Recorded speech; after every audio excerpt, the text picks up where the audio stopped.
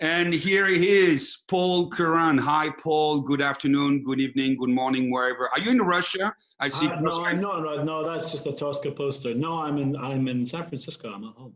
Hi, morning. San Francisco morning. Yeah. That's beautiful.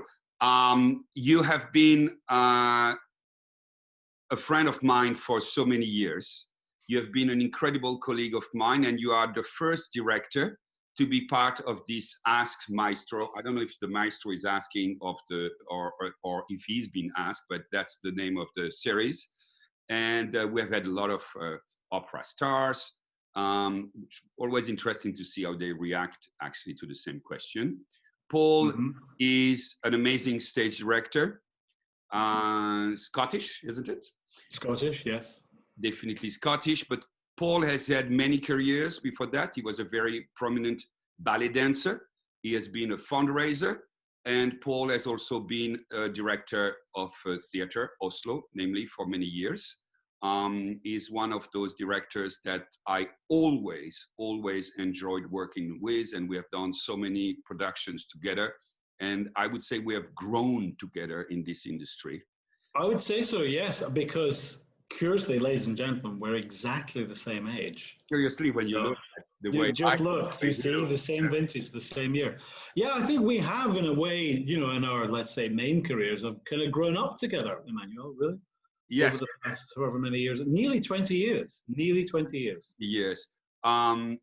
How are you living COVID? How has that impacted your life, and how is that going to impact, you think, your career? So COVID here in San Francisco has been a little different, I think, from many other places, in that San Francisco was the first city to lock down. So we've been locked down like a week, 2 weeks longer than most other American cities. The numbers here are remarkably low, surprisingly low. It's uncomfortable. It's not very nice being locked up at home all day, but it's not the end of the world. It's not it's not a world war. So yeah, to be honest, right at the beginning, I thought, you know what, it's an opportunity. It's not a sentence, it's not a prison, it's an opportunity. Do all the stuff you're always complaining you never get to do. Read more books, which I do, mainly in planes, but actually just to sit down at home and read a book was kind of amazing. All the household jobs that there are to do, getting stuff framed, getting stuff shifted, all of that. So I've honestly really used it to kind of enjoy life a little bit that's not in an airplane or a hotel room. So as I was saying, we have all been looking for a sabbatical for so many years because we have been so active. On the other hand, this sabbatical, we can't really enjoy it. At least I cannot enjoy it because I'm so busy doing administrative work and trying to stay relevant as the director of institution and have our institution stay relevant in this major crisis. And not knowing when it will end and how it will end is making it impossible to enjoy the free time, if any we have. Have you done a lot of those conversations? Conversations like this, or conversations? Oh, many. Yeah, for blogs, for vlogs, for radio, for Italian TV, most recently, a lot. But actually, I think it's a good thing, because what it's doing, I think, is making us kind of re-examine, just re-look at what our business is in the 21st century. This enforced stop, and you're right, none of us know when this is going to end. So for me, in the meantime, it's about saying, while we're doing this, let's talk about simple things like, what else is there to do? What else can we bring? What do we do now to show opera? Does opera just fall off the face of the earth, or will it keep going? I have to say, I'm not one of the glass half empty type people. Opera survived world wars. It survived plagues before. It survived changes of regime. It survived the Soviets. It survived all sorts of things. It does keep going, but it does change. So it does metamorphosize into something else. And necessarily so, it's important. I mean, I don't know that we'd really want to be doing opera the same way Monteverdi and his contemporaries were doing it. So it necessarily has to change. I guess this is just a big growth spur or something. Right. I mean, it's a big cataclysm. It's a big earthquake. And it is asking us a very relevant question. What do we stand for? What is our relevance? To the people who say, oh my God, we will never be able to do things the way we used to do them, and we won't have the money. I would say, well, it's not like it was working perfectly in the last years. No, exactly. Re-examining what we stand for and who we are is a very important process. And from that point of view, our thinking at the Dallas Opera was reaching to different demographics, reaching to different communities through the internet, and our TDO network was something very important, as long as it was also associated to trying to understand the time in which we live, including the social context, and we redefine who we are, and ultimately the question of connection between artistic, finance, presence online, presence on stage, relevance in the future. All these questions are totally connected. It's stressful. It's complicated. How we are both European of origins, although we live, mostly in the States, or half of the year in the States. I actually could not live only in Europe. And I could not live only in the States. For me, it's very important, and I guess it's the same to switch from one to the other.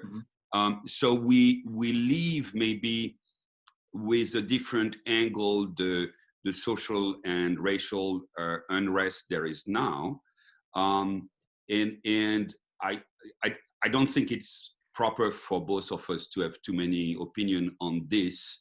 Right now, because we are of European origins and because we are too white privileged for some people, and certainly so in many aspects, guys. But how are you connecting with those issues right now? How is that? How is it resonating with you as an artist and as a person? Well, I mean, it's always resonated with me as a person, because it's something I've been beating a drum about since I was a teenager. When I think I was 14 years old, my aunt had, her kids had moved to South Africa, and she was going to go there. She, my uncle, and two other cousins were going to go there to have a holiday in South Africa. They'd been before, and they very kindly were going to take me, and my parents couldn't afford to take me. These uncle would, but I refused. Back then, 14 years old. I said, because at school in Scotland, we studied politics. We studied modern political history. And I studied the apartheid system in South Africa and various others. So way back then, I was like, under no circumstances am I going to a separated apartheid South Africa. So I've kind of always been aware of it. Like you, I grew up in although I grew up poor, I grew up in a exclusively sort of Caucasian, Irish, Scottish background. And I've never really understood. The bigotry and racism, because as a gay man, I've suffered from certain bigotry, but nowhere near like my colleagues suffer from racism. So how am I coping with it? I see it every day. I just look out the window here. I live on the corner of Polk and Market Street, which is right next to the City Hall. So we have, every weekend for weeks now, we've had major marches going past the window, thousands and thousands of people. So I've seen it a lot, and I've gone downstairs I've never joined in with it because it's too scary, actually. It is very scary. I admire those people that are doing it, but for me it is scary because I also see how the forces react to it. As an artist and as an intellectual, it's a big question, of course. How do you think our arts, and specifically you as a stage director, can have a voice in those debates? Should we have a voice on stage, let's say, in what we do on these issues? Or do you think art speaks for itself and we should just stay out of it? Art most certainly does not speak for itself. Art is, in the end, entirely subjective. It's what you think of the painting behind you, or you think of the painting behind me. Two different opinions, two different paintings, lots of different ideas. So I don't think art speaks for itself other than the voice that we give it. So we must give it the voice that we think is appropriate. Quite frankly, theatre itself, whether it's doing a play or a musical or an opera or whatever, it's real simple. It's somebody talking to somebody, usually very loudly and very unnaturalistically, kind of weird. In an opera, they're singing at each other. There's nothing natural, nothing about this that says it has to be one particular way. So something I've always done in the opportunities I've had to cast things is I've always kind of deliberately cast, even when I was at drama school, deliberately cast things outside the box because, just because, you know, oh, the role's supposed to be played by this type of person.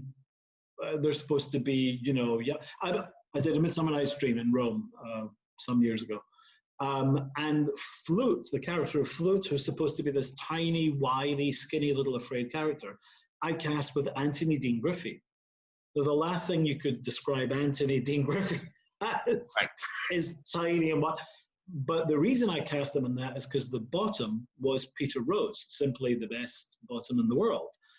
The dynamic of the two of them together was electric. It was, and also it was hard to rehearse because they couldn't really rehearse for very long without laughing. And they just look at each other and start laughing. I can just see that, yeah. So I've always cast slight outside the box because why not? It's, as I say, it's not, you know, we're not going for, if we're going for naturalism, take a camera, make a documentary. Even at that, we know documentaries, we know fly in the wall documentaries, the Kardashians that are filmed in a studio. None of it's real. So I don't think we need to be attempting to have something that is historically exactly real. It's all opinion. Right. And I would say in the bigger picture, my position when I have a voice on artistic choices, like when I'm the artistic director, like I was in Spoleto, or here in Dallas, where you know, we really discussed together with Ian Derer and David Lomelí and all the other person involved programmation. Our political opinion do not matter. I've said this very often, and Republican, Democrats should not be an issue, but an opera company cannot be disconnected from the debates that need to happen in the city and in the community. Absolutely. And need to provide tools, intellectually sound tools for this community to have these conversations. And that means reaching to those community actively as a business, but also presenting pieces that, if you think of them together, can also bring a very sound, honest, intense, and sometimes controversial discussion about these issues. And I think there is no way we're going to stay relevant if we don't do that. Absolutely not. And we're part of it. We're a reflection of it. We've always been a reflection of society. Opera, I think when opera is at its best, it's when opera leaves you with an emotional response to something you didn't expect because Puccini goes, Wagner goes, whatever. And at the same time, it leaves you with questions. You know, is Tosca's killing of Scarpia murder or is it defense? You know, those sorts of things. It leaves moral questions. And I think that's where opera is at its best. But as I say, we are part of it. We are not an island separated from stuff. And I think where opera sometimes can go awry is when we use only our own cultural conduit, our own cultural experience to reflect everything else around us. We can't. We need to open our eyes a lot wider. Quite some years ago, I was working for a company in the US, and I went for a meeting with the then artistic director. We're chatting away about what was on, and as usual, I said, well, this piece you want me to do, what's on it? Is there something on it at the same time so that, you know, I could get the scale of repertoire? It's a practical thing, you know, if there's somebody's get this, if it's the ring cycle, then forget it, you're not going to be doing your show. So the artistic director explained to me, and I saw on the desk that there were, you know, 5 or 6 names. And I remember looking at it, I said, can I just point out, every name in this list is a man. Every name in this list is a Brit. In fact, every name in this list is a gay man. And that director kind of looked, and I saw this panic in their eyes. And the director kind of went, I actually didn't even realize. I didn't even realize. And it made me think that's because it's very easy to do this. Yeah, we're living in That's not what the whole thing is. It's not what the whole thing is. Yeah, the danger is to live in an aquarium and just see life through that aquarium, and that should be exactly the opposite. On the contrary, life should be seen in all its contradictions on stage. And I do think that art, and especially music, can change the life of a community. I've experienced that you have been invited several times in Spoleto, USA. I've seen that in Charleston, and where really some of the ways we would present pieces would make community change their mind on several issues. Yeah. At least, as I was saying earlier, start a very intense conversation about it. And economically, of course, the festival could change the city, but then by locating theaters in certain places, you would really engage into something that was transformative for everybody. You talk about your upbringing, your poor upbringing. So Scott, coming from a family, if I understand, was not necessarily intellectual, and then you became a ballet dancer, and you become one of the most famous Brit stage directors. How did that happen? How did it happen? It's still happening. Who knows? How did it happen? Well, when I was a kid, I think I was so much trouble. I think I was so boisterous that my mother had to get rid of me out of the house. So I was allowed into school, I think a year early, and then they pushed me ahead a year while I was there. So I graduated from high school when I was 16 instead of 18. And my path at the time was I was going to study languages, go to university, probably end up teaching Italian, French, something like that, I don't know. But I also had this idea maybe I'd do law. I grew up in the East End of Glasgow in a housing estate, it was called, which is in the US, the projects. Project, yeah. I'm your real Billy Elliot project. There were very few opportunities. There was a lot of alcoholism, there was a lot of drugs, there was a lot of heavy unemployment. And I just knew I had to get out. I don't know why, I can't explain it. I just knew this is not going to be my life. My life has to be something else. So one of the ways I knew that was going to be was education. So I would study hard for exams. And I was taken to see, I think I was 15, and I was taken to see an opera. I'd never seen an opera before. And it was Wozzeck, Alban Berg. Many people would be like, oh. So here's the thing. Nobody said to me, this is difficult. Right. This is complicated. You will never understand this. This is weird. They never said that to me. All they said was, here's a story. So, okay, sure. I was so totally, completely blown over by this piece. There were 6 performances. That school took me to one of them. I went back to see the rest. It was like 20 cents for a student to get in at that time. And I went back to see all of them, every one of them. In fact, they repeated it at the end of the season. And they brought a new conductor in. The first conductor was Sir Alexander Gibson, who's the founder of Scottish Opera. And the new conductor they brought in was a young guy that we're giving a chance to called Simon Rattle. His wife was playing Marie. So that was the beginnings for me of this path. I met somebody that was a dancer, and when I met somebody that was a dancer, everything changed, and my mind just went. And really Billy Elliot-like, I became fixed on I have to do the dance thing. My parents were not pleased. My parents threw me out. I didn't see them for, I think, 3 years. My father was then crippled in an industrial accident.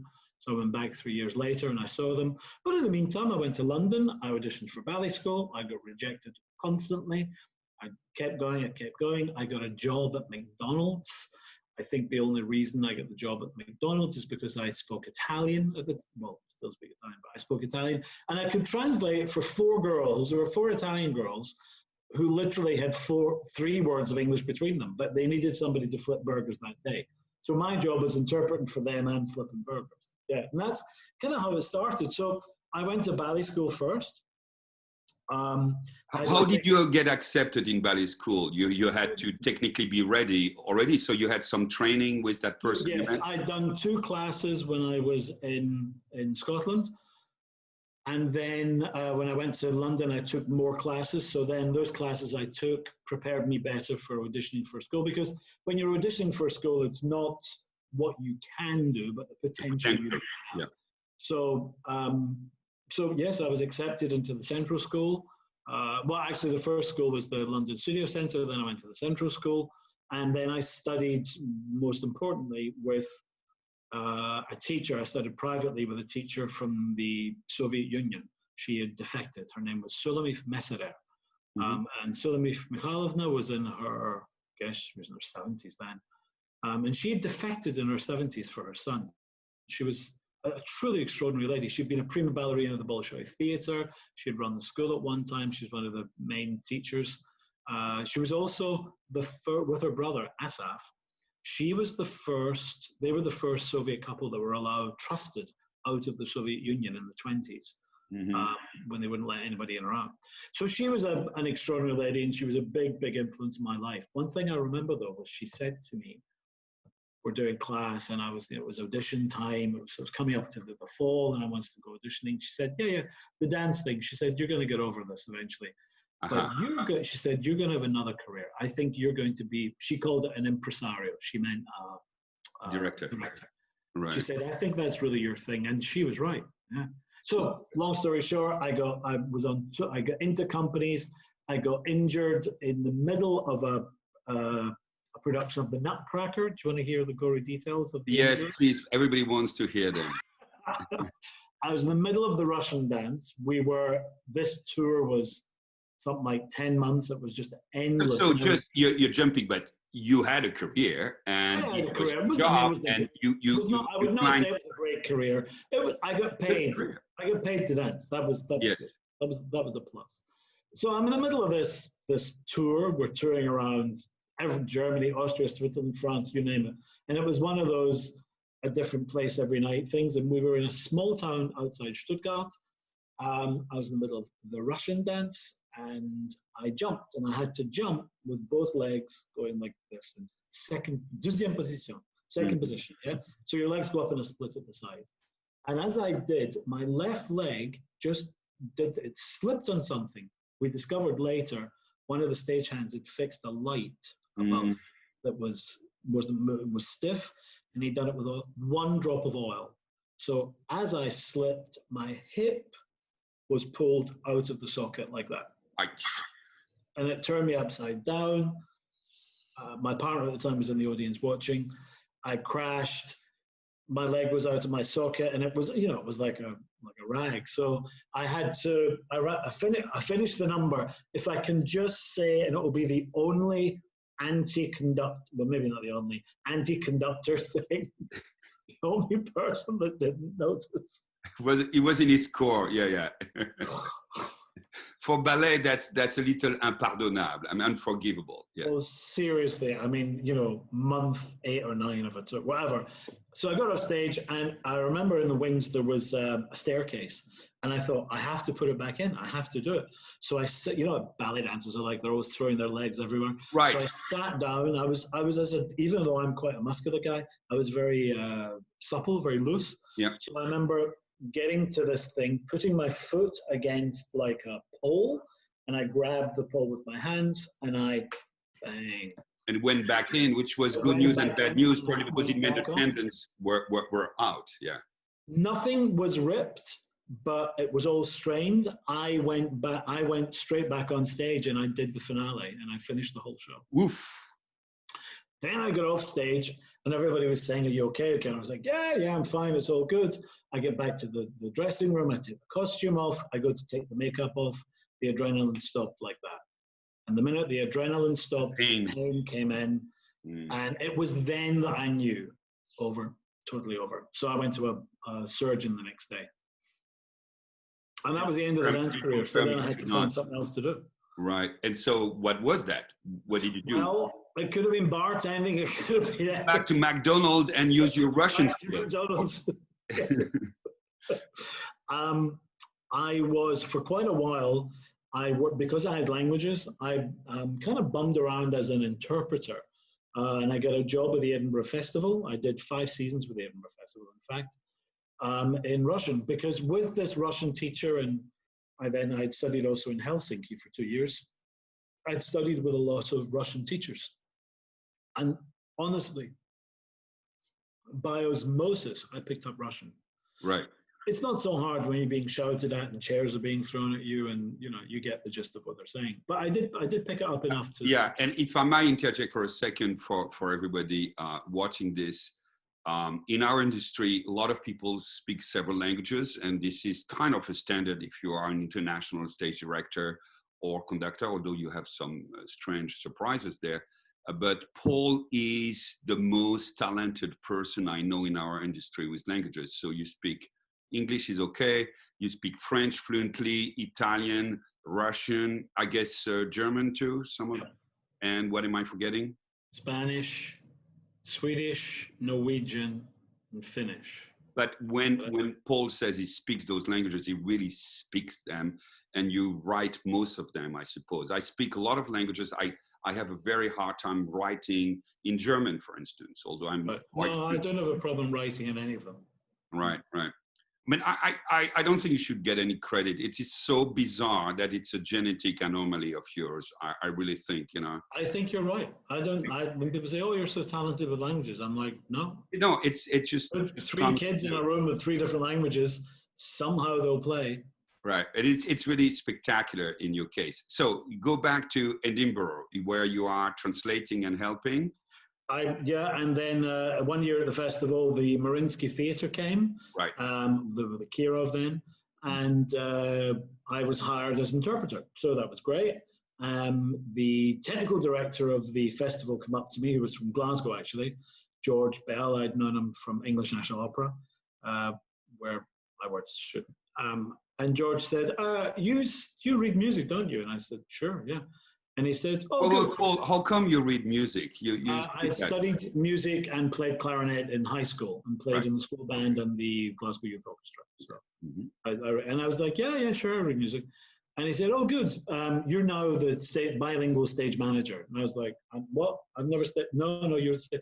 And I'm not kidding. He said, "The union won't allow the stage manager to call the show. That means, say go to all the bits coming on and off stage and flying up and down, because it was dangerous. And also she needed to shadow me, not me shadow her. So I had to read this score. I'd never, ever seen or read or heard any of Rimsky-Korsakov's Invisible City of Kitesh. Right. So I was sight reading this score, the music and the Russian. It's like 4 hours or something long. I had no idea the production, and I just kept trying to go ahead to see what was coming up. Russian stage managers' scores are not the pristine, magnificent things we have in America and Britain. There's no, it's just like there's a rough kind of pencil marker and something go. It's all very vague. So I was in this panic, and I sat down and we got through that rehearsal. What I do remember was Gergiev at one point said he was going to jump a whole scene, and I was not having it. Mm-hmm. I had to go out. No.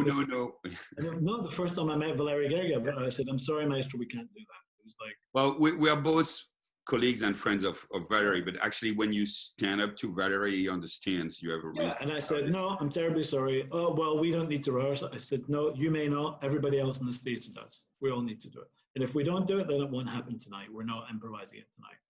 And he went, "Okay," that very... At the end of the gig, we had another opera. There was also Rimsky's Sadko. I had to do that. Yeah. At least I had a day to look at the score for that. And at the end of it, he offered me a job. He said, "We're doing a big semi-staging of Prince Igor at the Royal Albert Hall. Would you direct it?" I said, "Sure." And that really was the start of directing. Before that, I'd gone to drama school. So I studied directing in drama school. Right. It's amazing, and we should talk maybe later also about working in Russia, because I have amazing memories of working at the Mariinsky, but it is definitely not organized the way we are used to, and it can be quite a nightmare. Then how do you, so you studied dr- drama and you studied stage direction. How do you approach a staging? So first you work on the score on your own. Do you have a model with little figurine that you push in and out? Do you write your staging? What is the process to get to your staging?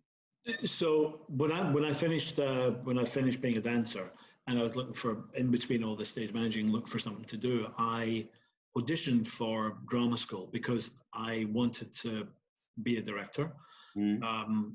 My partner at the time said to me, "You should be a director," and I was like, "Why would I do that?" And he said, "Well, you love the sound of your own voice. You're always bossing people around, and you always think you're right." Correct. So, okay, thank you. Yeah. That's the list. But he was right. And after all, you're not so talented at other things. So I'm dreadful at other things. I can't and even if wait. Fail with that, you can be a critic, you know. That's maybe next. I auditioned for drama school. I looked for drama schools in England and America and other places. All the courses were too long, I felt at the time, because I was in my late 20s. I auditioned for the National Institute of Dramatic Art, NIDA, in Sydney, because I'd been living in Australia before that, which is one of the best drama schools in the world. And much to my surprise, I auditioned. 550 of us auditioned for the directing course, and they took 6 of us, and I got in. So that was remarkable. I think what it taught me to do was, whether it's an opera, whether it's a play, whether it's a musical, is A, go with your instincts, but mm-hmm.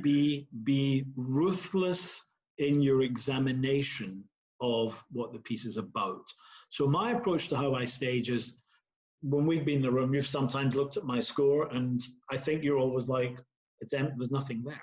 Correct. And there never is. Correct. I never Not write many down a notes, staging, yeah. Mm-hmm. because if it doesn't come out of some organic, for want of a better word, some natural instinct, then to me it becomes puppetry. Mm-hmm. When you decide what a movement or something is going to be. Certainly you have a big idea, but you also have to look at the people that are in front of you, and what can they do? What can they but you do have, I want to backtrack that a little, because of course you have to be open, it has to be flexible, it shouldn't be imposed, it's not a puppetry, as you say very eloquently. Still, I can see when I'm working with you, sometimes you wing it in, and sometimes I wing it too, but that you have had really a long time thinking about what that scene is about. Yes. And how this connects to the next scene, and what is not said in the scene that's there, and how it connects to the music. How do you do that research? That is just a hard study. My process, like if somebody offered me a show, my process, first of all, is I will take the score, not a recording, a score, and I will read the score, read the music and the words, usually from start to finish. The phone gets turned off, no bottles of red wine are opened, nothing. It's just me and the score, and I go through it. And when I finish, usually I then go, okay, glass of wine, and go back again. And then the second time I go through it, what I do is, as I'm reading, anything that comes to me, I will write down either directly in pencil on the score, or I'll put on a Post-it note and put it in. And the reason is, it's my first reaction to it. So I was offered Don Giovanni. I've been offered Don Giovanni, 11 times in my life, and I've still never done it. It's just not the right thing for me. As a director, you need to really connect to material. So you need to, it's not so much slightly fall in love with it. It's hard to fall in love with Wozzeck or Lulu or the Duke and Rigoletto. You know, they're not very pleasant characters. But I think you need to fall in love with the story you're telling, however pleasant or unpleasant it is. And that's essentially what I do as a director. I'm a storyteller. I'm really not out, I'm too old at this point to try and impress anybody. If you haven't got it by now, you haven't got it. It doesn't bother me. But I've never been out to create, celebrity, let's say, as a director. And many of my colleagues do, and they do that very well. It's just not my thing. Mine is a simpler thing. I think theatre is storytelling. It's multifaceted and multi-leveled storytelling. I don't think everybody gets the same story all the time.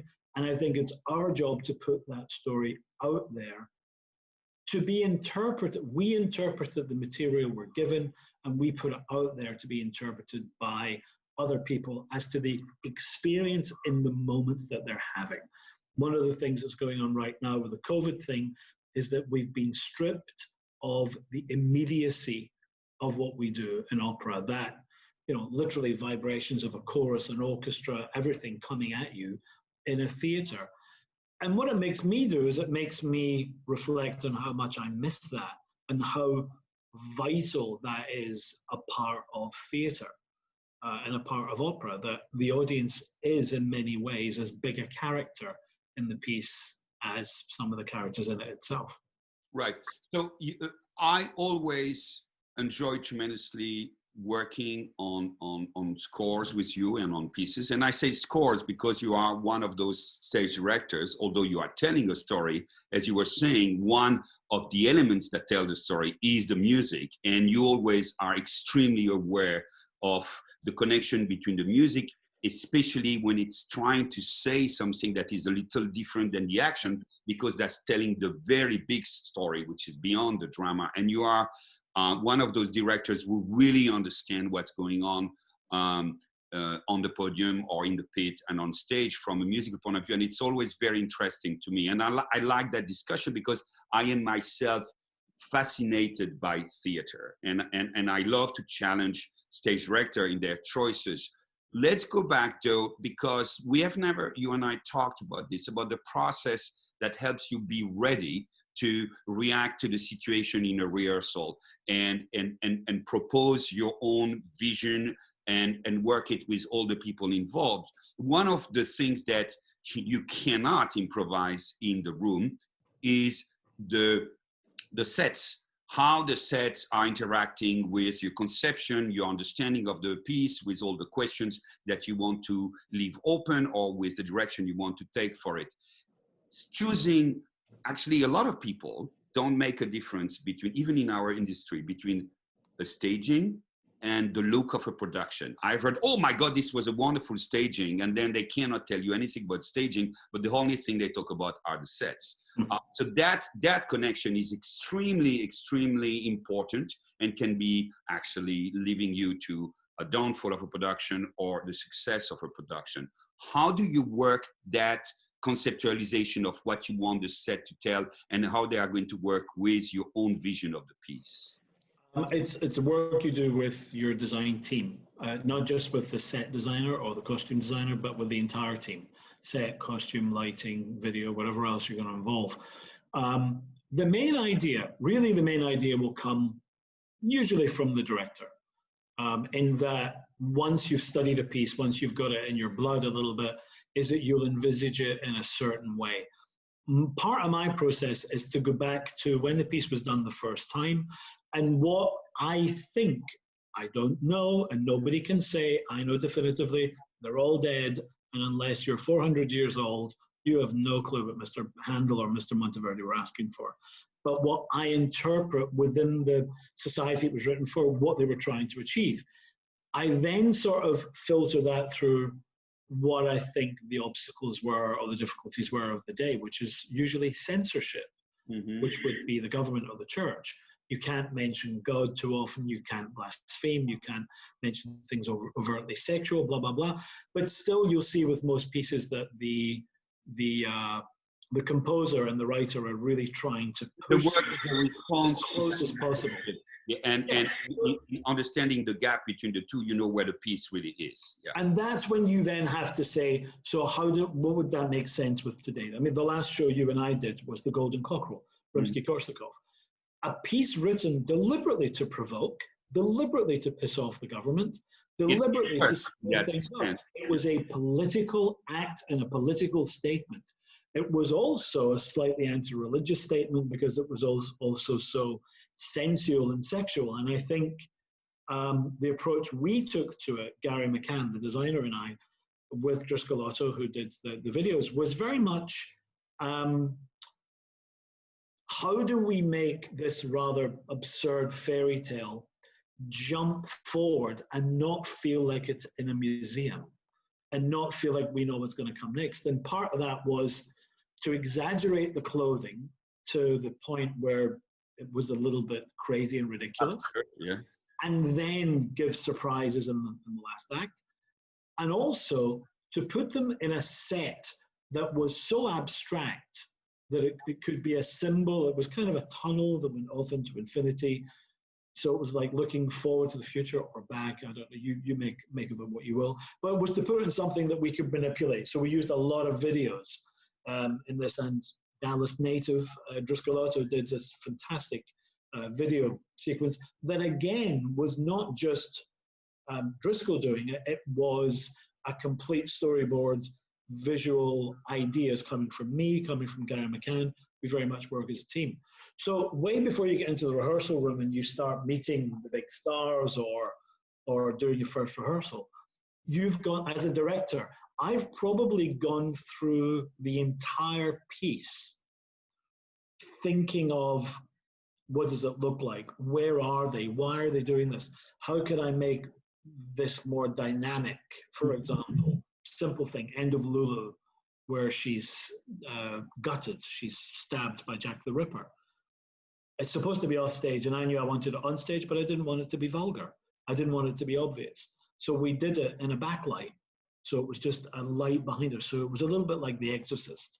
You didn't see any of the guts or anything like that. You just saw shadow coming on, and you knew something horrific was happening. So we work, maybe I'll have read the piece or gone through the piece, honestly, 200 or 300 times by the time I've got to a rehearsal room. Right. But then, for instance, with a chorus, you cannot take as much time to figure out the choreography as with soloists. So in that case, you know, if you have a big chorus scene, you know, they are entering, you know, are you building groups like we were used to do, you know, and then, you know, they are coming here, that group stays here, and then they go out. Yeah, no. One of the first things I ever did in my life was Peter Grimes in Trieste. And I remember seeing a rehearsal schedule and it said 3 chorus rehearsals. So I went to the manager, I was like, 3 before we hit the orchestra for Peter Grimes? I asked, why 3? And he said, well, there are 3 acts. Hey, let's do 4 for the ring, you know? Well, listen, I think my dance training gave me a lack of fear of large groups. I've been in a corps de ballet myself. I've been in enormous operas. I was in Aida in Sydney Stadium with Cassia Ricciarelli singing Aida, with, you know, I don't know, thousands of us on stage, and I was one of 40 dancers. So the big group thing doesn't scare me. It depends how you see the chorus. I see the chorus as a group of individuals who come together in many moments as one opinion, but they're still individuals. So I never see the chorus either as a problem or as something malleable or difficult to move. Certainly I'll prepare myself for a chorus rehearsal, mainly in time efficiency. They enter here, they need to do something, they need to exit there. My brain is always, like you on this call right now, you know how many minutes it's going to be, so you're measuring what speed you're going to go in various questions at. Similarly, that's what I do with a chorus. And then if you have also had more time, you can dig and dig and dig into those things. Yeah. But also, I mean, you've been in a room with me with a chorus very often. I'll engage the chorus. I think you attract more flies with honey, so I'll make them laugh. And I think I encourage them to own what they're doing. Right. To be in that moment, the leading character, the leading thing. You are not singing wallpaper. You're actually an enormous force within, I mean, Golden Cockerel, without the chorus, what would that be? It just wouldn't be the same opera. And they need to individually take ownership of the story, know what they are telling, and then everything is natural. I must say you have that incredible charisma in rehearsal, and that is really remarkable, and you get the best results. That is also because I think you are more like you were more than a dancer. You were something else than a dancer. I think you're also more than a stage director. And I think it's very natural for you to be a leader in general because you have an understanding of the art form that goes beyond the art form itself. That's what made you an ideal director of an opera house, and you have been the director of Oslo for many years. I would like to talk to you a little about this, because myself, I love to conduct, but I have also always loved being at the head of institutions in various capacities, and I'm okay with a little of artistic power or whole artistic power. I think as long as it's defined, this is fine. But I always wanted to have an understanding of the big picture, and also have a connection with an opera house or a festival or an orchestra that was way beyond the rehearsal. How did you come up to be a general director, and how do you articulate being a general director with being an artist and a stage director? The job of being general director in Oslo was, I'd come back from the States at one point, I think Chicago. I guess we were taking Die Frauenschatten, actually. Yeah. And I saw the advertisement for Oslo, and I remember thinking, oh, I'll just apply for this for the experience of the interviews, because then when I really grow up, I'm going to apply for other jobs. Long story short, I got the job. Like you, I love being a professional in my business. I love being a director. I love what it is. It's not essentially enough for me, because I need to challenge myself in other ways.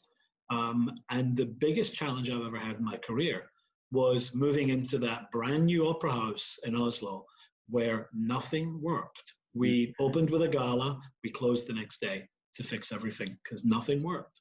Nothing had been properly thought through. Nothing had really been tested in any way, acoustics or stage machinery or emergency situations and all of that. It was all brand new stuff. That challenge I adored. More so, I loved challenging the orchestra to play more adventurous repertoire, to play Lulu. So I brought in, for example, Alexander Lazarev from the Bolshoi. I brought him in to conduct concerts of Shostakovich and Prokofiev, because I thought the orchestra needed the articulation in their playing that you don't get from doing your 4,000th Giselle, I'm afraid. It just doesn't cut it. So running there, I think the part of you that's the artist goes into every element of the culture you create as an artistic or general director. It's essentially your taste, I think, in how you treat people, how you deal with the fact that in order for the curtain to go up, it's not my finger on the button that's making the curtain go up. It's trusting that every member of my team really wants not only the curtain to go up, but wants it to be the best performance possible. And I think in the nearly 5 years I was in Oslo, that's exactly what happened. We really did build. And by an ensemble, I don't mean just the singers. I mean stage management. I mean, I still am in touch with stagehands and wardrobe people and all sorts from my days in Oslo, and that was now nearly 10 years ago. So it really was the greatest challenge, and if I'm honest, I think it was the best satisfaction in my life. I got headhunted while I was there, and after. Covent Garden headhunted me. I understood I came like number 2 or 3 when Casper Holton got it, but it was very flattering to be headhunted by Covent Garden. ENO came after me. But all had to be choosing another company to run is not just about running a company to me. It's about running the right company and what job needs to be done with that company at this time. So it's not over yet. I very much still want to run a company. I very much still want to push people in a more forward direction. Right. The last thing I want opera to be is completely predictable. This idea of, the big lady with the horns on her head and singers standing doing that, it's just not the reality of our world. And we somehow I think we need to break that ludicrous cliche. And in Oslo, we did that a lot. I mean, we did that with a lot of, not one of the shows that sold the best in Oslo, 2 of them, Lulu and Peter Grimes and The Rape of Lucretia. Wow. Who knew? They sold, because of the way I think we advertised them, the way we marketed them, the way we talked about them, the way Rape of Lucretia. I remember somebody asking about, oh, is it just about rape? And I remember it was on radio. I asked this person, do you have a son? I said, yeah. And I said, the Rape of Lucretia is about your son. It's about you and me as men and your son. How do we control each other? How do we control ourselves? That's the other side of the Rape of Lucretia. Once that discussion starts to go, we found a brand new interest. So I think if we only advertise in or run our business in little leaflets that are in cafes or stuff like that, it's going to go nowhere. I mean, this is kind of the future, isn't it? This is the present and the future. This is where everything comes through. And we started that 10 years ago in Oslo, and it worked. Right. So I agree with you. The reason we like to run institutions is that there is something actually extremely creative, artistically creative in running those institutions beyond the work as a stage director and as a conductor. Those devices that you are showing, they become an extension of our brains and of our bodies, and they probably will be literally an extension of this in the future. And there are probably ways that we are going to engage technologies that you and I can even not foresee. On the other hand, as you were saying, for me, it's going to make even more miraculous and priceless this connection of a few people in a room who are trying to tell a story the time a candle goes down, which is what theater has been at the origin, and opera has been at the origin. I do think you are an extraordinary also manager, impresario. So she was right in the end. Right. And director. There is a trend more and more in the last decades to have administrator-run houses, whereas in the past, especially in Europe, artists, conductors or stage directors were running opera companies. And if they were organized enough, they would fully run it. If not, there would be an administrator who would help them in the side. And I think this was an extraordinary efficient model, because all of a sudden everything was going in the same direction. And the success of the house was also your own artistic, personal success, and also your success as a citizen of that community or of that country. And we have lost that under the auspice of financial responsibility. And a lot of the people who are supposed to be administrators and so savvy financially, actually they have run our houses down. And one of the reasons I think they have done that is because they did not have a personal, vital necessity to say something with their programmation and connect to the people around. And if you follow only a business model, well, this is not the best business to be in. And you need to have that libido, that flame to make things work. And it needs to be something that is absolutely life and death for you. No, I think it's called show business for a reason. Right. You need to know what the show is that your business is making it about. Right. One of the things I did in Oslo is, having no background in business or management or any of those things, I took a course. I paid for it privately. I took a course for nearly 4 years in business management and leadership. Yes, parallel to how I was running Oslo. I never advertised it. I never told anybody about it. Only 3 people knew. The CEO of the company knew, my PA knew, and my casting director knew. What did you learn in those courses, if you would have to say? To be honest, what I learned was that my way of organizing was actually intrinsic to the success I'd had as a director, but also how I was running the house. I learned to listen to people more. And I learned, really, one major thing I learned was this whole business thing about, get the right people on the bus of your team. But if you don't have the right team, you have nothing. There's more. There's a guy, I would urge people to read his book. It's called Good to Great, by a guy called Jim Collins. And I met Jim Collins in Denver when he was a guest at Opera America conference. And he's a sort of sociologist, social anthropologist, come accountant, very strange, crazy for the opera. But one of the things he says in this book is about how to make a what would be an ordinary business, a great business, is not only get people on the bus with you, get like-minded people in there, but get the right people in the right seats on the bus. So I had no experience of administration or like that. The last thing I would do, which as we know is kind of the German model, is you move into a new house and you throw everybody out. Well, you're throwing out decades in many cases of and memory of the house, knowledge and experience. And I knew straight away from the beginning that was never going to be the right idea, because in order to build, I needed the bricks of the past. And by just getting rid of everybody and saying, I'm the smartest person in the room, I know I'm not the smartest person in the room. And by definition, the minute I say I'm the smartest person in the room, I'm not.